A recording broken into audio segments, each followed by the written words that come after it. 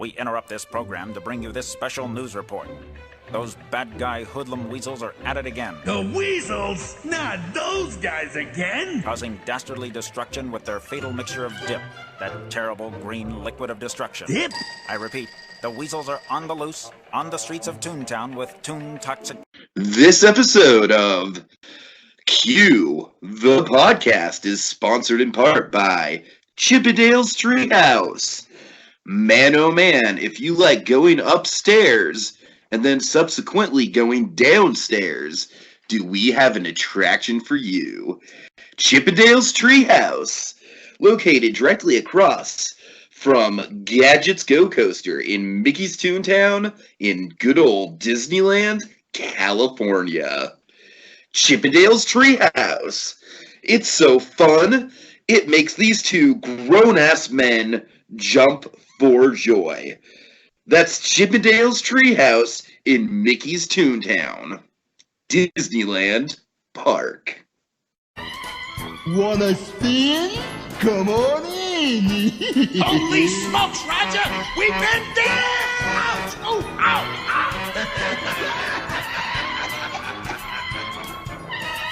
You won't get away with Keep this. pouring the dip, boys, whilst I truncate this doll.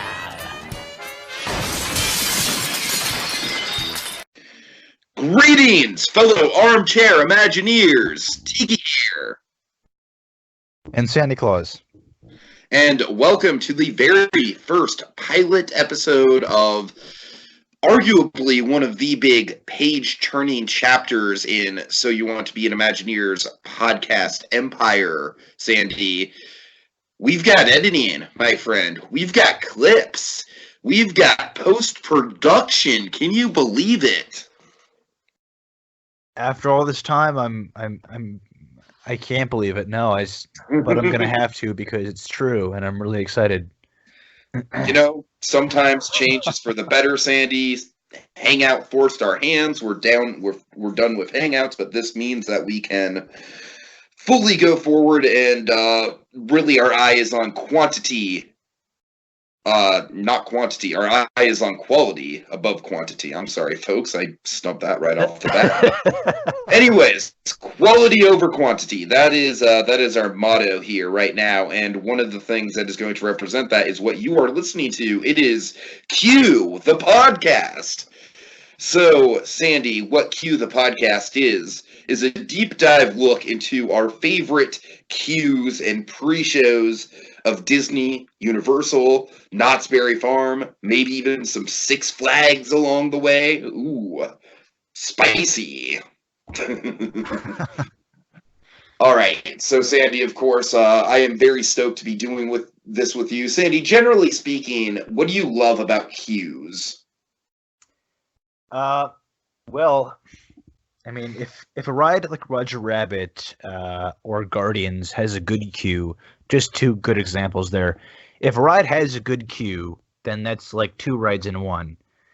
Two rides for the price of one, you could say. So really, I love queues. I absolutely love queues. It's where you spend the majority of your time, usually, if you're in a busy park like Disneyland.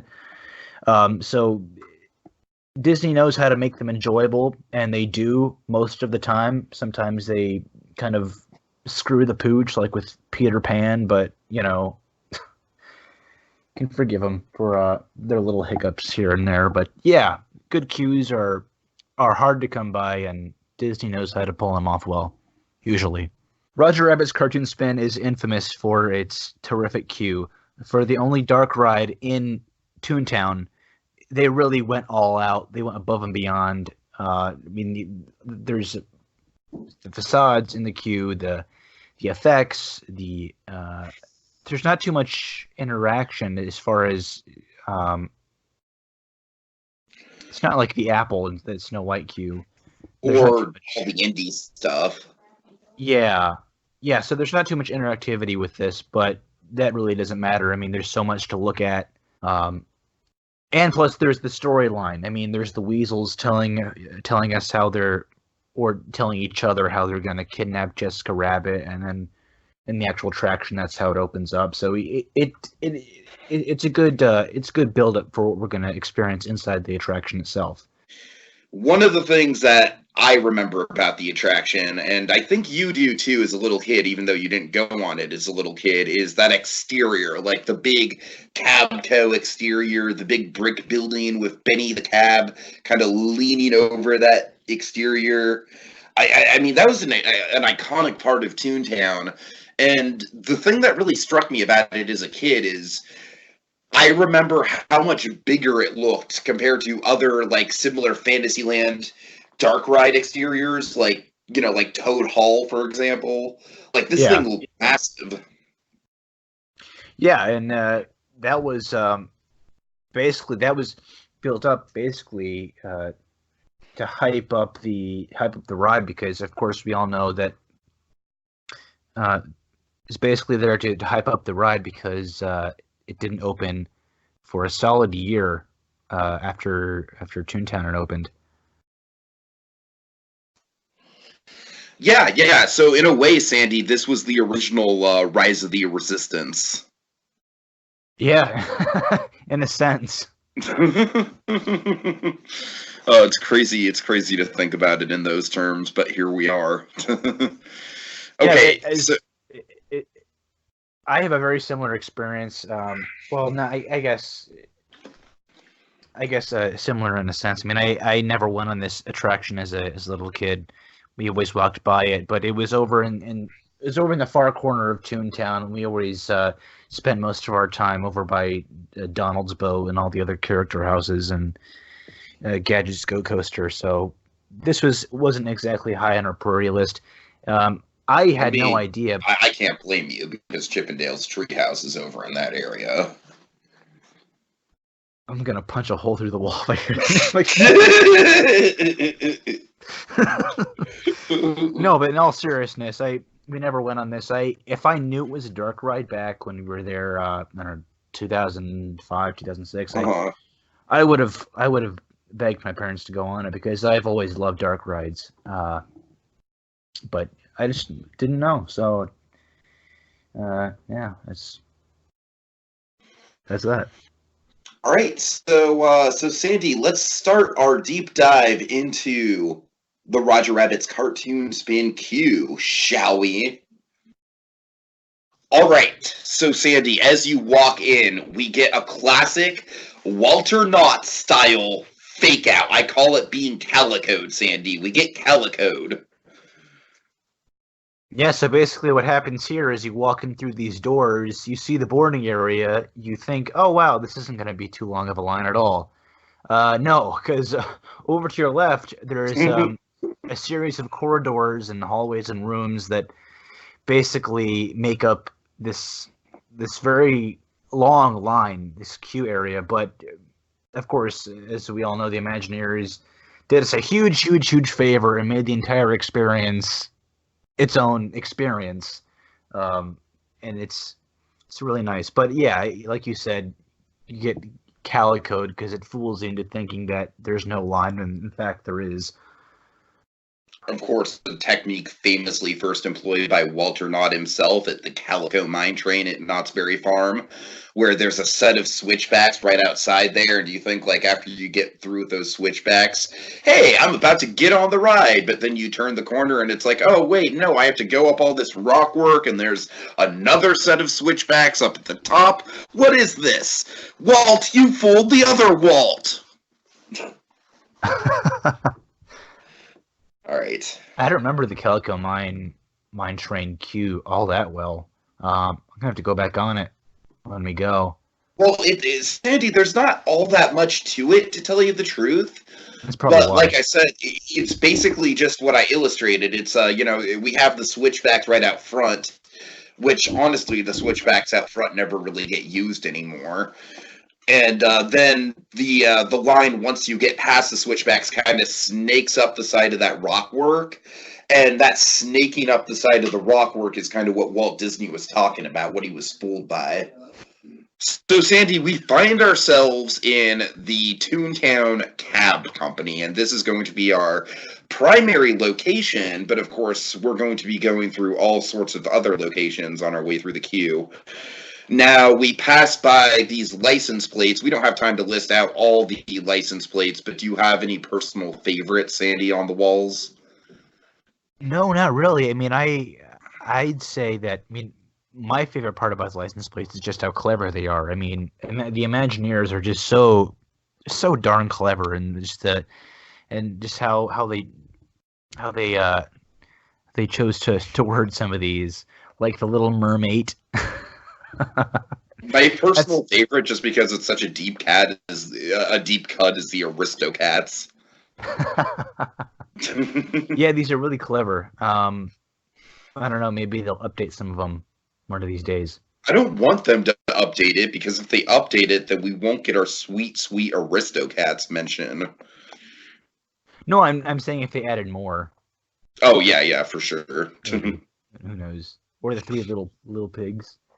Some of them I didn't get. I guess like the ZPD ZDA. Zippity-doo-dah. Oh, is that what that is? All right, Yeah, I never got that one. Zippity-doo-dah. There's Fantasy. Yeah, and then the Captain Hook. Captain Hook, yes. Really clever. All right, so this is all establishing, of course, that we're in the Toontown Cab Company.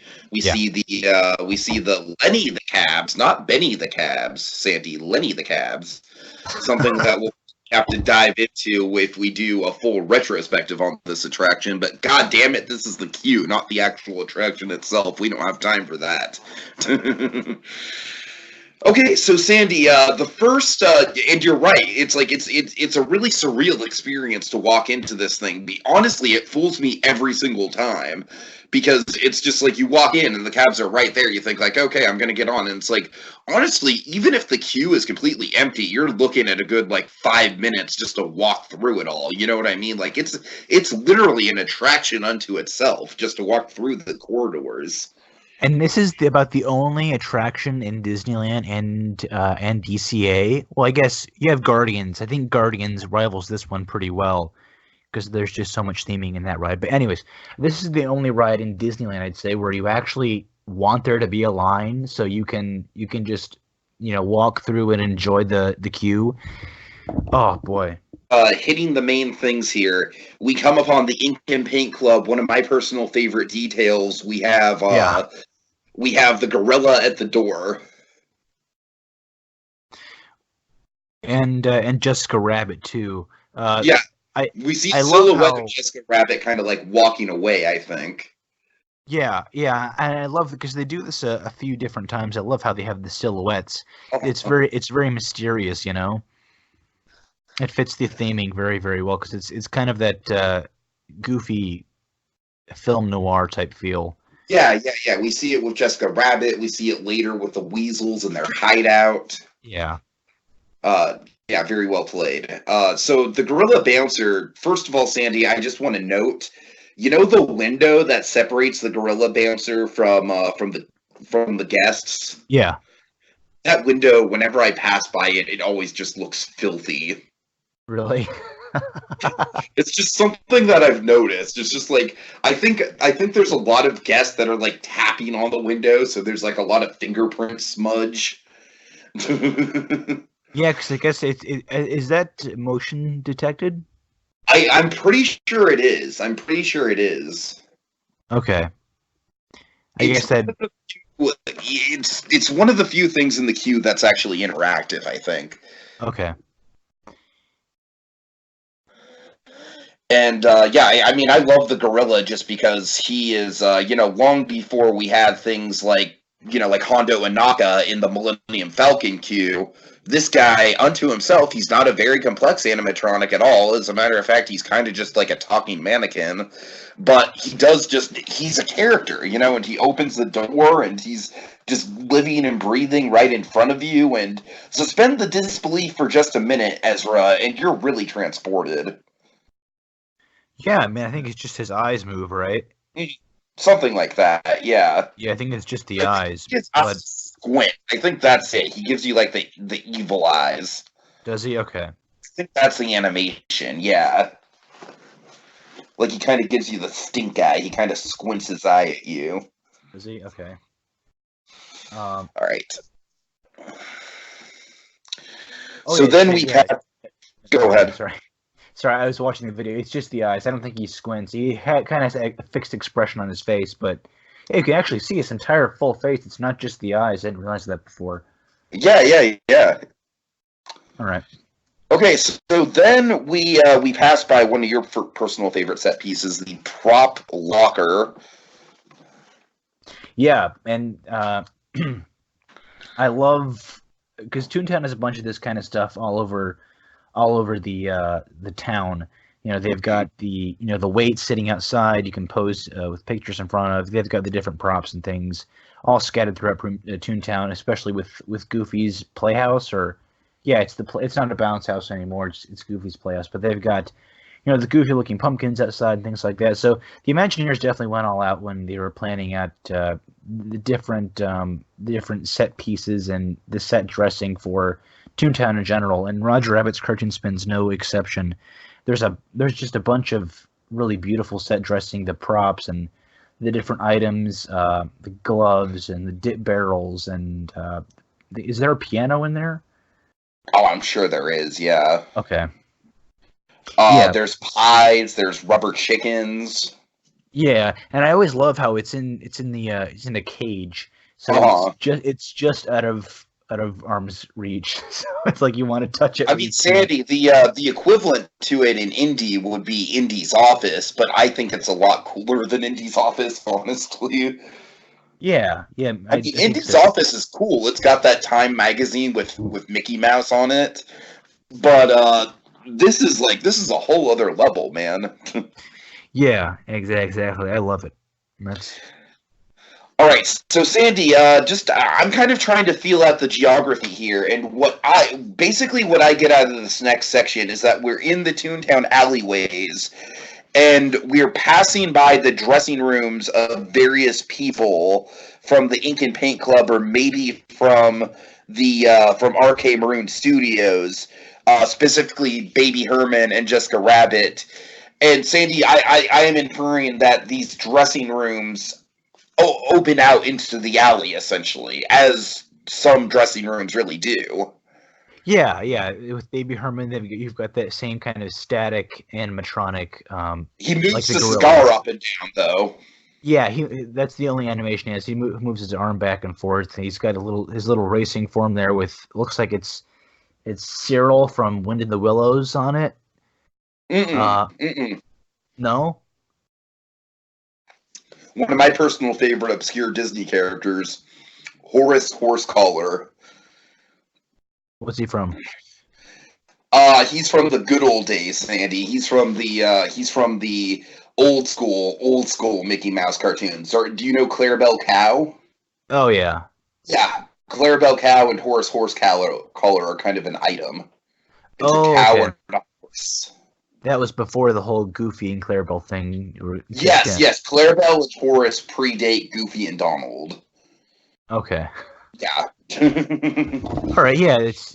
Then you've got the announcer on the radio. This is kind of where the story kicks in. It is. Yeah. You have the announcer basically announcing to the entire town. Go to Mickey's house too. You can hear him there as well, which is really cool. How the entire town is intertwined with this ride and what's about to happen inside the actual attraction. That's really wonderful. The announcer saying how he's you got the weasels they're pouring dip all over Toontown. You got some gags in there. And now for this word from our sponsors, the Goofies, yuck, and then thank you for that word. That's a great gag. He's got some great stuff in there. I love the weasels though. I love that they got the original voice actors back, David Lander and the other guys to voice the weasels. And if you have time just to stand there and listen to what they're talking about, it'll help you going into the ride, because it's all intertwined and everything. I mean, this area of the queue is super immersive, man. You have the couple of windows out into the actual ride.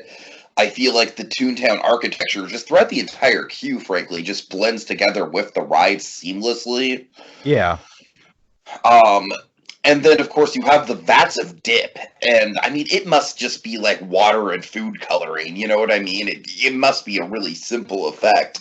But, man, it's like the lighting and everything, they really sell it, you know? And the ominous Toon vaults or Toon vats of dip that are kind of like brewing and boiling in those vats. Oh, Yeah, like 'cause honestly, it's almost kind of like a Toon version of the Tower of Terror boiler room. Yeah, that's a good comparison. And that's another thing. You have the really goofy nature of Mickey's Toontown. You walk into Roger Rabbit's cartoon spin. It kind of maintains that goofy type of feeling.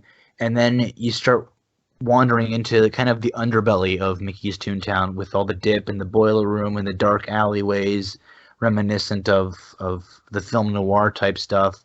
There's that really cool forced perspective alleyway with the paintbrush and the paint can. Yeah. And I mean that's exactly what I'm talking about. It's just like everything in this queue just really is designed to stimulate you, get you into the story, get you into the atmosphere of Toontown. And like you said, Sandy, it's such a great gradual transition into kind of like the seedy underbelly of Toontown. Yeah, exactly. Which is where a lot of the ride takes place, I'd say, because there is a boiler room inside the ride, or the electrical house. And Yeah. Then, some. Anyways. Okay, so after the dip factory, we basically like go right out into the Toontown cab company loading station. And what do you think about that, Sandy? The whole just geographically, the hideout being then connected right back to the Cabco. It makes sense because, well, I guess, because if you listen to what Smarty Weasel's saying, or Smartass, or whatever you choose to call him, he goes by a bunch of different names. He says, "Let's get over to the Toontown Cab Company so we can follow Benny's tracks." Okay, so I nice. guess that does track then. Yeah, it's just downstairs, so it's not too much of a hassle for them. Right. Okay, and I mean, like we keep on saying, folks, this whole thing is basically just like a few long hallways and corridors, but man, they make it an immersive experience.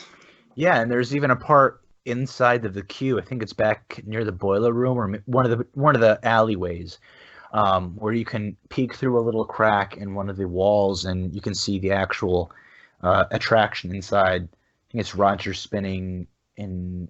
No, I think it's Roger spinning in Benny. I'm not sure. Anyways, you can see inside the attraction, which is really nice. It's really cool. They threw that in there. Mm-hmm. Yeah. Okay, so just we kind of already tackled the pros and cons, but Sandy, like I said, this attraction does load very slowly. So even if you're backed up just a little bit, it does start to feel like I remember being backed up just to the boiler room and that wait feeling like it was taking forever. And it's kind of a shame because you just kind of start to hear the same dialogue over and over again. I mean, that's the thing. It's like nowadays we're living in a world where there's like hours upon hours of dialogue loops. Like Rex in the Star Wars Cantina in Galaxy's Edge has a 2-hour loop of what he does. So, like this was from kind of a different time, like kind of the last gasps of a simpler time of Imagineering, one shall say, where it did run strictly based on these 30-second audio intervals. And so because of that, if you are stuck in a long line and it is a slow loading attraction, you are going to wait. I mean, there's really no way around it. Now, Tiki, if you had the option to basically tell them to go and fix one thing, what would it be? With the queue. I would probably make the entire ride system omnimovers. No, I mean in the queue itself. Oh, in the queue itself. I mean, honestly, I can't think of anything to change, Ezra. That's the thing. It's perfect the way it is. It's just a little claustrophobic.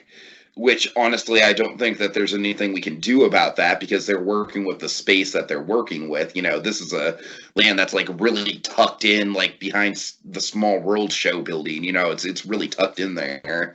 Yeah. And so, so there's not really a ton they can do with it. They utilize the space incredibly well.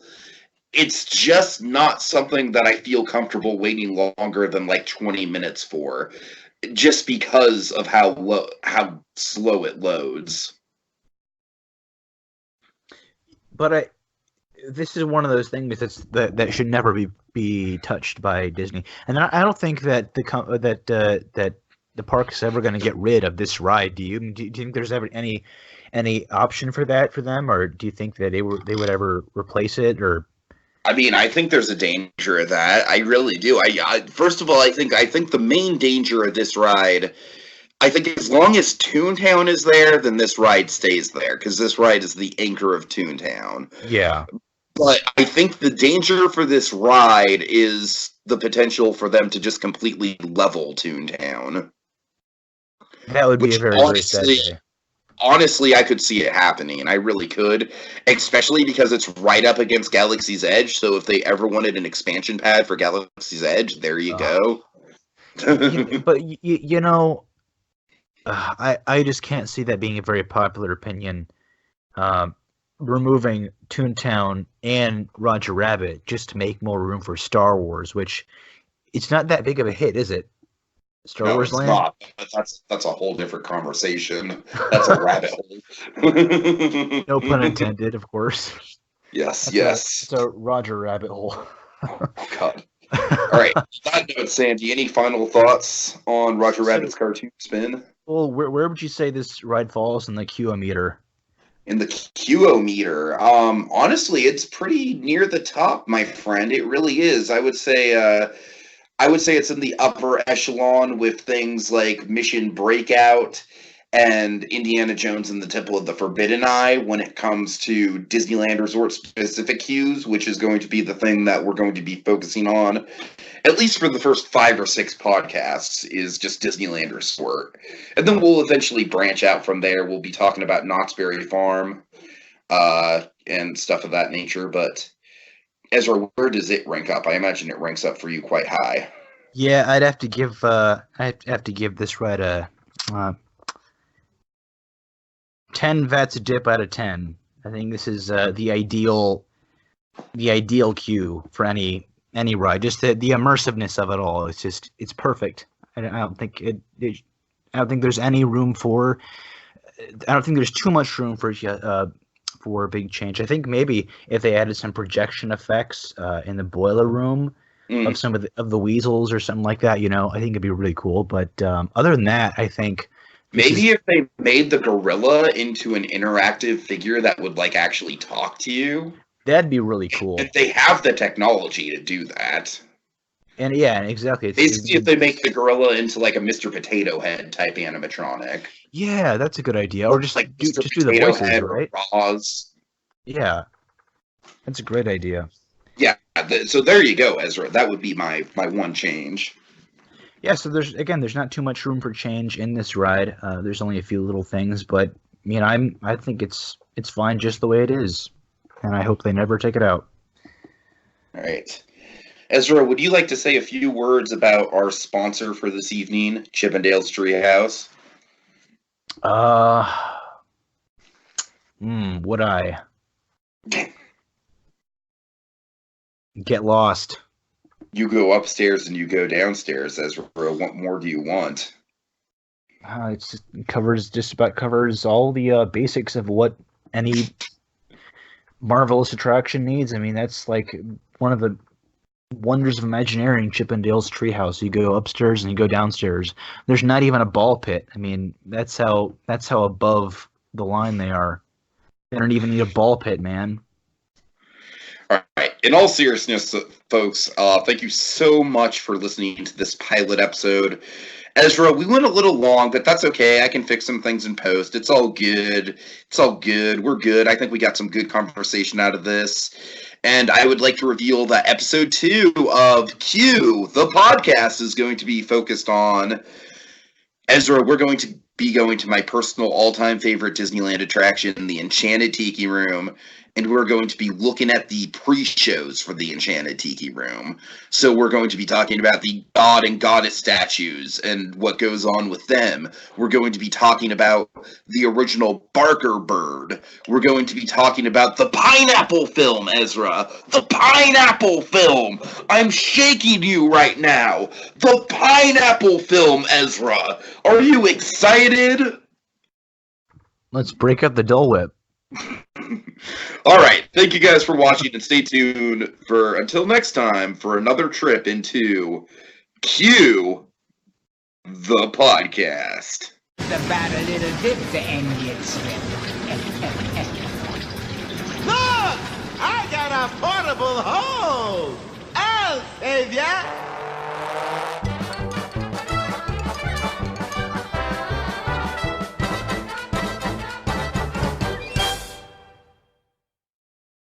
Skilled hands sort choicest slices.